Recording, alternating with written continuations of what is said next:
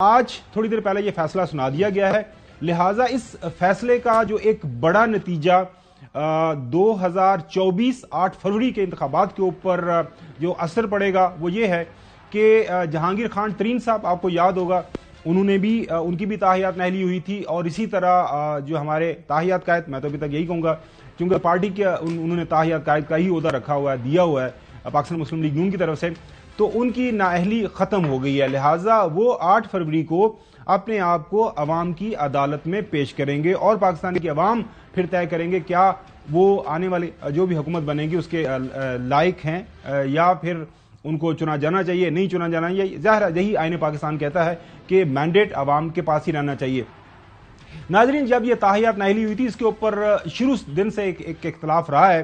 ظاہر ہے جو مہذب دنیا ہے، خاص طور پر جو جمہوری دنیا ہے، وہاں پہ کسی کے اوپر ثابت ہو جانا، کسی پولیٹیشن کے اوپر کرپشن یا کوئی اس طرح کی بات دیانتی بڑی دور کی بات ہے۔ اگر کسی کے اوپر الزام بھی لگ جائے تو لوگ سائڈ پہ ہو جاتے ہیں، اگر کسی کے اوپر ثابت ہو جائے تو وہ ساری زندگی کے لیے کنارہ کشی اختیار کر لیتے ہیں۔ سیاست پبلک آفس ہے۔ جو آرگومنٹ یہ پیش کیا جاتا ہے نا کہ جناب اعلیٰ کیا ہو گیا، ساری زندگی کے لیے کیسے نااہل کر سکتے ہیں؟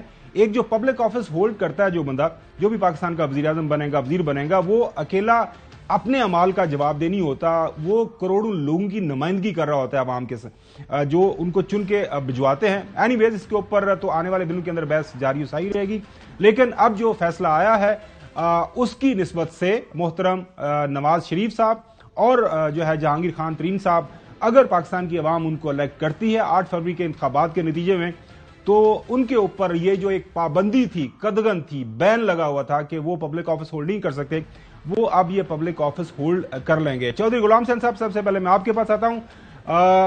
ویسے تو جو ریمارکس سامنے آ رہے تھے ججز صاحبان کی طرف سے تاحیات نااہلی کے اوپر، ایک جو ہے میجورٹی کی اکثریتی رائے یہی تھی کہ عوام کے پاس، چونکہ آئین یہ کہتا ہے پاکستان کا کہ عوام کے پاس مینڈیٹ رہنا چاہیے کہ وہ چنے، وہ یہ فیصلہ کرے کہ کون دیانت ہے، کون دیانتدار ہے۔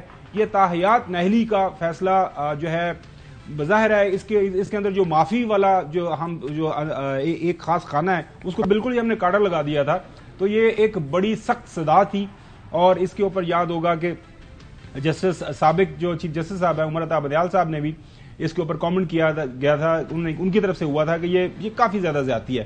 تو آپ کا امیڈیٹ رد عمل جو ہے اس فیصلے کے بعد، آپ تیار ہیں؟ جس طرح حسن ایوب اکثر یہ کہتے ہیں کہ محترم تاحیات قائد پاکستان مسلم لیگ نون کو ویلکم کرنے کے لیے، خوش آمدید کہنے کے لیے اقتدار کے ایوانوں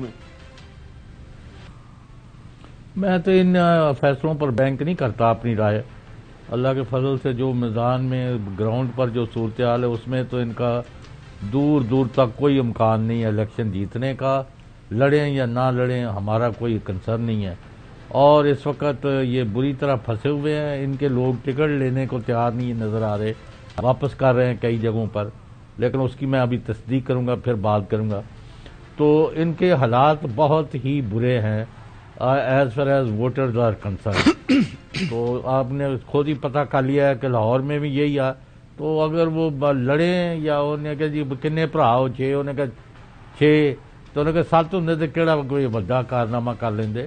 یہ تو اب سارے 100 سال کے لیے بھی اہل ہو جائے، تو عوام نے ان کو نہل کر دیا ہوا ہے۔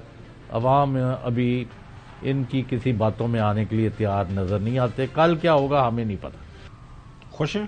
نہیں، وہ کہہ رہے ہیں جی کہ عوام نے ان کو نہل کر دیا، اور میرے خیال مطابق تو آپ اپنی بات کر لیں۔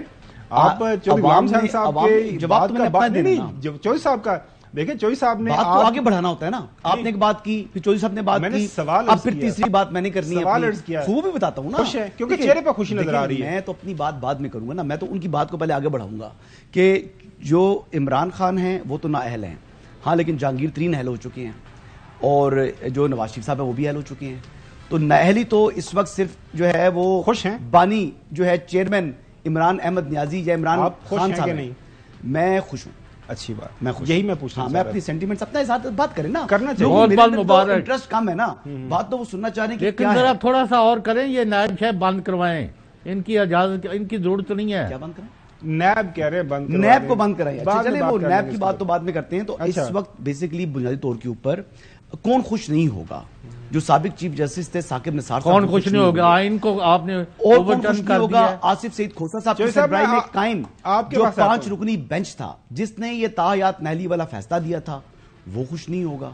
اور بیسکلی یعنی تاحیات نورین بھی آج کافی خوش ہوگی۔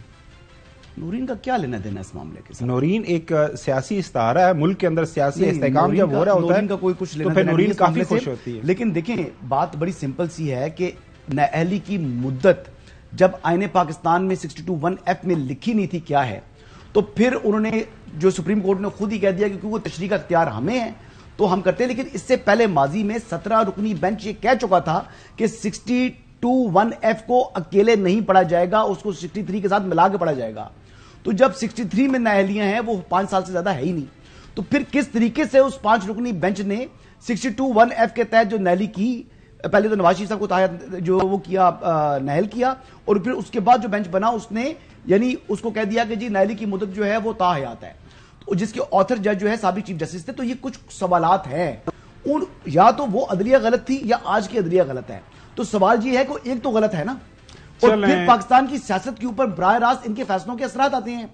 تو جو میں یہ کہہ رہا ہوں کہ اس وقت بھی ہماری عدالتوں کے اندر سے کچھ سہولت کاری فراہم ہو رہی ہے، پرانا مائنڈ سیٹ ابھی بھی کیری فارورڈ ہو رہا ہے جو کہ نہیں ہونا چاہیے۔ آگے بڑھیں۔ جی